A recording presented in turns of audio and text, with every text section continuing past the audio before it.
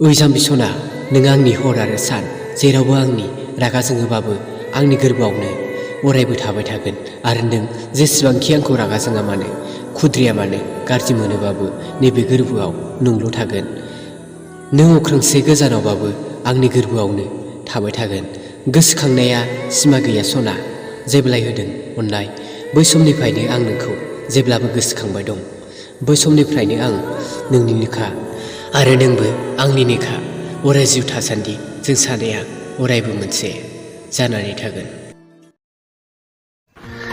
ओइ सना, जिउनिबो जिउ, खोमसि अख्राङाव हाथरखि हालाखौ जेरै नुयोना, थिग बिदिनो आंनि गोरबोआव नोंखौल' नुसिनो। सयथिबो सना, थगायाखै आं इसोरनि समाय।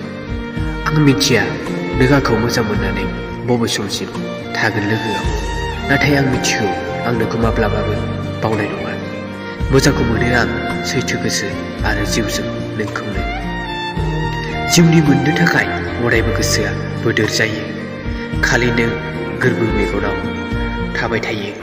मेगननि गोजानाव दंब्लाबो आंनि मोजां मोननाय गोरबोआव दंसै। जेब्ला गोसो अब्लानो नुसै आं